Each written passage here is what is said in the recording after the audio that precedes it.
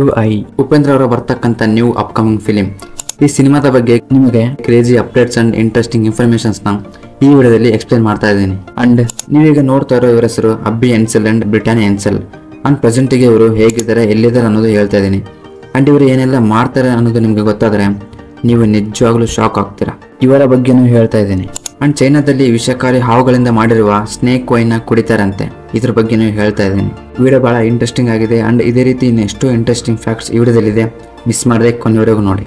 And video ಇಷ್ಟ ಒಂದು like ಮಾಡಿ. ನೀವು ಲೈಕ್ ಮಾಡಿದ್ರೆ ನಮಗಿನ ಇದೇ ಥರ ವಿಡಿಯೋಸ್ನ ಮಾಡೋಕ್ಕೆ ಸಪೋರ್ಟಿವ್ ಆಗಿರುತ್ತೆ.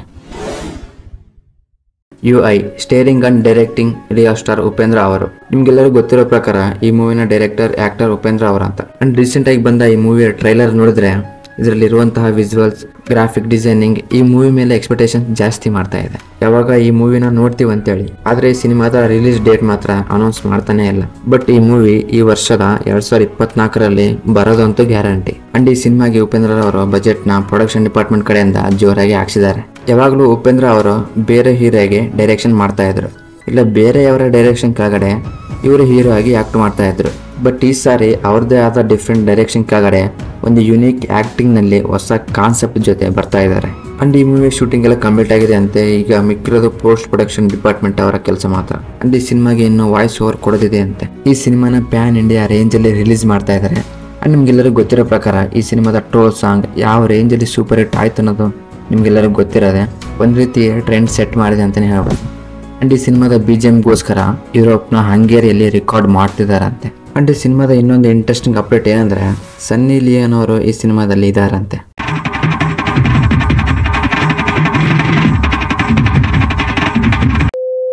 ಅಂಡ್ ನೀವೀಗ ಅನ್ಕೊಬಹುದು ಸನ್ನಿ ಲಿಯೋನ್ ಇದಾರಂದ್ರೆ ಈ ಸಿನಿಮಾದಲ್ಲಿ ಐಟಮ್ ಸಾಂಗ್ಗೋಸ್ಕರ ತಗೊಂಡಿರ್ಬೋದೇನೋ ಅಂತ. ಬಟ್ ಸಾಂಗ್ಸ್ಗೆ ಒಂದೇ ಅಲ್ಲ, ಈ ಸಿನಿಮಾದಲ್ಲಿ ಸನ್ನಿ ಲಿಯೋನ್ ಅವರಿಗೆ ಒಂದು ಸಪರೇಟ್ ರೋಲ್ ಇದೆ ಅಂತೆ. ಇನ್ನು ಉಪೇಂದ್ರ ಅವರು ಏನೇನು ಪ್ಲಾನ್ ಮಾಡಿದಾರೋ ಈ ಸಿನಿಮಾದಲ್ಲಿ. ಸೊ ಫೈನಲ್ ಆಗಿ ಈ ಸಿನಿಮಾ ಹೇಗಿರ್ತಾ ಇದೆ ಅಂತ ವೇಟ್ ಮಾಡಿ ನೋಡಬೇಕಾಗಿದೆ. ಗೈಸ್, ಈ ಫ್ಯಾಕ್ಟ್ನ ಹೇಳೋಕೆ ಮುಂಚೆಗೆ ಒಂದು ರಿಕ್ವೆಸ್ಟ್.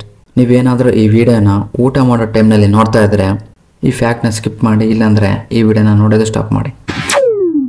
ಆದ್ರೂ ನೀವು ಈ ವಿಡಿಯೋನ ಊಟ ಮಾಡೋ ಟೈಮ್ನಲ್ಲಿ ನೋಡಿದ್ರೆ ಊಟ ಹೊಟ್ಟೆ ಒಳಗಡೆ ಹೋಗೋದಲ್ಲ, ರಿವರ್ಸ್ ಆಗಿ ಹೊರಗಡೆ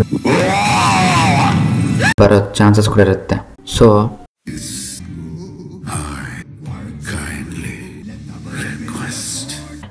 ನೀವೀಗ ನೋಡ್ತಾ ಇರೋದು ಸ್ನೇಕ್ ವೈನ್. ಇದನ್ನ ಚೈನಾದಲ್ಲಿ ತಯಾರು ಮಾಡ್ತಾರೆ. ಇದನ್ನ ಚೈನೀಸ್ ಪೀಪಲ್ಸ್ ಬಹಳ ಇಷ್ಟದಿಂದ ಕುಡಿತಾರೆ ಅಂತೆ. ಈ ವೈನ್ ನ ಕುಡಿಯೋದನ್ನ ಅಲ್ಲಿನ ಜನ ಒಂದು ಟ್ರೆಡಿಷನ್ ಆಗಿ ಭಾವಿಸ್ತಾರೆ. ಈ ಸ್ನೇಕ್ ಡ್ರಿಂಕ್ ನ 2 ತರ ಡಿಫ್ರೆಂಟ್ ಪ್ರೋಸೆಸ್ ನಲ್ಲಿ ತಯಾರು ಮಾಡ್ತಾರೆ.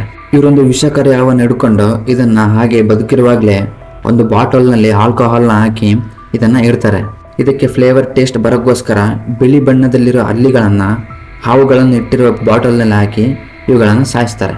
ಮ್ಯಾಕ್ಸಿಮಮ್ ಇವರು ಇದನ್ನ 6 ಮಂತ್ಸ್ ವರೆಗೂ ಇದನ್ನ ಸ್ಟೋರ್ ಮಾಡಿ ಇಡ್ತಾರೆ. ಆಮೇಲೆ 6 ಮಂತ್ಸ್ ಕಂಪ್ಲೀಟ್ ಆದ್ಮೇಲೆ ಇದನ್ನ ಕುಡಿತಾರೆ. ಅಂಡಿಗೆ ನೀವು ಅನ್ಕೊಬಹುದು ಹಾವು ಅಂದ್ರೆ ವಿಷ ಅಲ್ವಾ, ಮತ್ತೆ ಅದನ್ನ ಕುಡಿದ್ರೆ ಮನುಷ್ಯರು ಸಾಯಲ್ವಾ ಅಂತ. ಹಾವಿನ ವಿಷಯದಿಂದ ನಮಗೆ ಏನು ಆಗ್ಲಾರ್ದಿರೋಕ್ಕೋಸ್ಕರ ಆಲ್ಕೋಹಾಲ್ ನಲ್ಲಿರೋ ಇಥನಾಲ್ ನಮಗೆ ಸಹಾಯ ಮಾಡುತ್ತೆ. ಇದು ಫಸ್ಟ್ ಪ್ರೋಸೆಸ್. ಇನ್ನು ಸೆಕೆಂಡ್ ಪ್ರೋಸೆಸ್ ಏನಂದ್ರೆ ಹಾವುಗಳನ್ನು ಹಿಡಿದು ಅವುಗಳನ್ನು ಸಾಯಿಸಿ ಅವುಗಳ ರಕ್ತದಿಂದ ಈ ವೈನ್ ನಲ್ಲಿ ಕಲಿಸಿ ಕುಡಿತಾರೆ.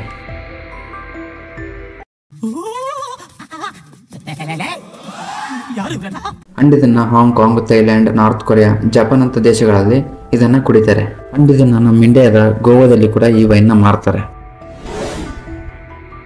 ನಿಮಗೆ ರಾಮಾಯಣದಲ್ಲಿ ರಾವಣ ರಾಮನ ಯುದ್ಧ ಮತ್ತೆ ಮಹಾಭಾರತದಲ್ಲಿ ಕೌರವರ ಪಾಂಡವರ ಯುದ್ಧ ಆಗಿರೋದು ನಿಮ್ಗೆ ಗೊತ್ತೇ ಇರುತ್ತೆ. ಈ ಯುದ್ಧಗಳೆಲ್ಲವೂ ಒಂದು ಪೀರಿಯಡ್ ಆಫ್ ಟೈಮ್ ನಲ್ಲಿ ನಡೆದವು. ಅಂಡ್ ಆಲ್ಸೋ ನಿಮ್ಗೆಲ್ಲರೂ ಗೊತ್ತಿರುವ ಹಾಗೆ World War I ಅನ್ನೋದು 4 ವರ್ಷ ನಡೀತು. ಅಂಡ್ World War II ಅನ್ನೋದು 7 ವರ್ಷ ನಡೀತು. ಸೊ ಬೇಸಿಕಲಿ ಯಾವುದಾದ್ರೂ ಒಂದು ಯುದ್ಧ ಸ್ಟಾರ್ಟ್ ಆದರೆ ಅದು ಕಂಪ್ಲೀಟ್ ಆಗೋಕ್ಕೆ ಕೆಲವು ದಿನಗಳಾಗ್ಬೋದು, ಕೆಲವು ತಿಂಗಳುಗಳಾಗ್ಬೋದು, ಕೆಲವು ವರ್ಷಗಳು ಕೂಡ ಆಗ್ಬೋದು. ಆದರೆ ನಿಮಗೆ ಗೊತ್ತಾ, ನಮ್ಮ ಇತಿಹಾಸದಲ್ಲಿ ಅತಿ ಕಡಿಮೆ ಟೈಮ್ನಲ್ಲಿ ನಡೆದ ಯುದ್ಧ ಯಾವುದಂತ? ಅದು ಕೂಡ ಒಂದು ವರ್ಷಗಳಲ್ಲ, ತಿಂಗಳುಗಳಲ್ಲ, ಒಂದು ದಿನ ಕೂಡ ಅಲ್ಲ. ಅದು ಜಸ್ಟ್ ಕೆಲವು ಗಂಟೆಗಳು ಮಾತ್ರ. ಆ ವಾರ್ ಹೆಸರು ಆಂಗ್ಲೋ ಜೆಜಿಬಾರ್ ವಾರ್. ಈ ವಾರ್ 1896ರಲ್ಲಿ ನಡೀತು. ಅಂಡ್ ಈ ಯುದ್ಧ UK ಮತ್ತೆ ಜೆಜಿಬಾರ್ ಮಧ್ಯೆ ನಡೀತು. ಈ ಯುದ್ಧ ಎಷ್ಟೊತ್ತು ನಡೀತಂದ್ರೆ 45 ನಿಮಿಷಗಳು ಮಾತ್ರ. 45 ನಿಮಿಷದಲ್ಲಿ ಸ್ಕೂಲ್ನಲ್ಲಿ ಒಂದು ಪೀರಿಯಡ್ ಮುಗಿದೋಗುತ್ತೆ. ಆದರೆ ಇಲ್ಲಿ 45 ನಿಮಿಷದಲ್ಲಿ ಒಂದು ಯುದ್ಧನೇ ನಡೆದಿದೆ ಅಂತೆ. ಅಂಡ್ ಇದು ಪ್ರಪಂಚದಲ್ಲಿ ಅಫಿಷಿಯಲ್ ಆಗಿ ರೆಕಾರ್ಡ್ ಆದ ಅತಿ ಕಡಿಮೆ ಸಮಯದಲ್ಲಿ ನಡೆದ ಯುದ್ಧ. ಪ್ಲೀಸ್ ನೆಕ್ಸ್ಟ್ ಫ್ಯಾಕ್ಟ್ ಹೋಗಿ ಮುಂಚೆ ಒಂದು ರಿಕ್ವೆಸ್ಟ್ ಗೈಸ್, ನಿಮಗೆ ಈ ವಿಡಿಯೋದ ಇನ್ಫಾರ್ಮೇಷನ್ ಇಷ್ಟ ಆದರೆ ನಿಮ್ಮ ಮೊಬೈಲ್ ಫೋನ್ನ ಸ್ವಲ್ಪ ರೊಟೇಟ್ ಮಾಡಿ ಕೆಳಗಡೆ ಕಾಣಿಸ್ತಕ್ಕಂಥ ಲೈಕ್ ಬಟನ್ನ ಪ್ರೆಸ್ ಮಾಡಿ ಆ್ಯಂಡ್ ಚಾನಲ್ಗೆ ಸಬ್ಸ್ಕ್ರೈಬ್ ಮಾಡ್ಕೊಳ್ರಿ. ಇದರಿಂದ ನಮಗೆ ಇದೇ ಥರ ಕಂಟೆಂಟ್ ವೀಡಿಯೋಸ್ನ ಮಾಡೋಕ್ಕೆ ಬೂಸ್ಟ್ ಅಪ್ ಥರ ಇರುತ್ತೆ. ಆ್ಯಂಡ್ ಬಹಳ ಜನ ನಮ್ಮ ವೀಡಿಯೋಸ್ನ ನೋಡ್ತಾ ಇದ್ದಾರೆ, ಬಟ್ ಸಬ್ಸ್ಕ್ರೈಬ್ ಮಾಡೋದನ್ನು ಮಾತ್ರ ಮರಿತಾ ಇದ್ದಾರೆ. ಆ್ಯಂಡ್ ಇಲ್ಲಿ ನೀವು ನೋಡ್ಬೋದು 6% ಜನ ಸಬ್ಸ್ಕ್ರೈಬ್ ಮಾಡ್ಕೊಂಡು ನೋಡಿದ್ರೆ 93% ಜನ ಸಬ್ಸ್ಕ್ರೈಬ್ ಮಾಡೋದನ್ನು ನೋಡ್ತಾ ಇದ್ದಾರೆ. ಸೊ ಸಬ್ಸ್ಕ್ರೈಬ್ ಮಾಡ್ಕೊಳ್ರಿ, ನಿಮ್ಮ ಸಬ್ಸ್ಕ್ರೈಬ್ ನಮಗೆ ಎಷ್ಟೋ ಸಪೋರ್ಟ್ನ ಕೊಡುತ್ತೆ ಆ್ಯಂಡ್ ಇದೇ ಥರ ವೀಡಿಯೋಸ್ನ ಮಾಡೋಕ್ಕೆ ಮೋಟಿವೇಶನ್ ಥರ ಇರುತ್ತೆ. ಆ್ಯಂಡ್ ಆಲ್ರೆಡಿ ಯಾರಾದರೂ ಸಬ್ಸ್ಕ್ರೈಬ್ ಮಾಡ್ಕೊಂಡಿದ್ರೆ thank you so much. And ಈಗ ಮಾಡೋರ್ಗೂ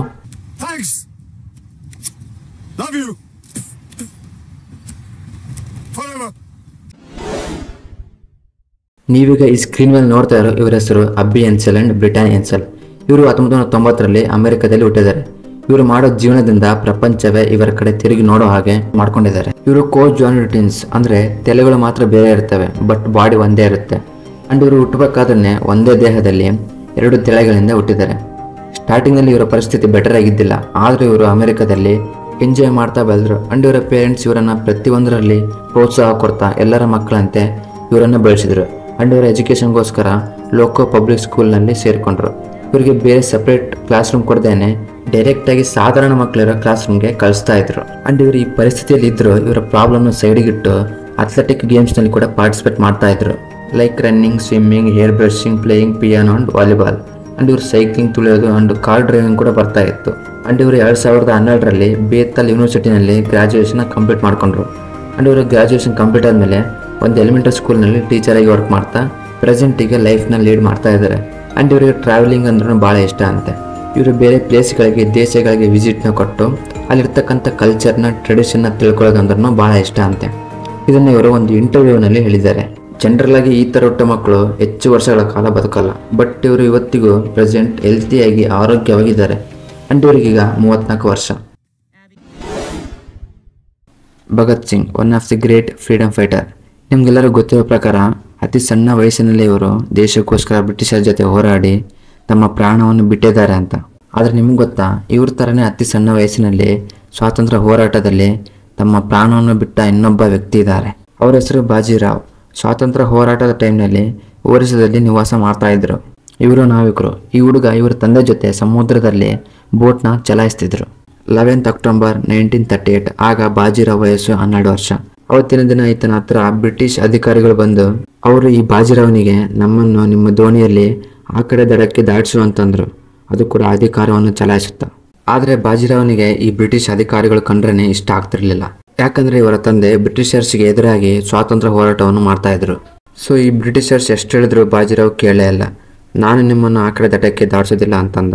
ಸೊ ಆಗ ಬ್ರಿಟಿಷರ್ಸ್ ಇದನ್ನು ಅವಮಾನ ರೀತಿ ಭಾವಿಸಿ ಕೋಪಗೊಂಡು ಇವರು ಹತ್ತಿರ ಇದ್ದ ಬಂದೂಕಿನಿಂದ ಬಾಜಿರಾವ್ನ ಇನ್ನು ಶೂಟ್ ಮಾಡಿದರು, ಅದು ಕೂಡ 12ನೇ ವಯಸ್ಸಿನಲ್ಲಿ. ಸೊ ಈ ರೀತಿ ಅತಿ ಸಣ್ಣ ವಯಸ್ಸಿನಲ್ಲೇ ಸ್ವಾತಂತ್ರ್ಯ ಹೋರಾಟದಲ್ಲಿ ಪ್ರಾಣ ಬಿಟ್ಟ ಹುಡುಗ ಬಾಜಿರಾವ್. ಆ್ಯಂಡ್ ಈ ವಿಡಿಯೋಗೆ ಇಷ್ಟ ಗೈಸ್. ಈ ವಿಡಿಯೋನ ಕೊನೆವರೆಗೂ ನೋಡೋದಕ್ಕೆ ನಿಮಗೆ ಥ್ಯಾಂಕ್ ಯು ಸೋ ಮಚ್. ನಮ್ಮ ಚಾನಲ್ಗೆ ಸಬ್ಸ್ಕ್ರೈಬ್ ಮಾಡಿಕೊಂಡು ಬೆಲ್ ನೋಟಿಫಿಕೇಶನ್ ಆನ್ ಇಟ್ಕೊಳ್ರಿ. ಇದೇ ಥರ ಇನ್ನೊಂದು ವಿಡಿಯೋ ಜೊತೆ ಮತ್ತೆ ಸಿಗೋಣ.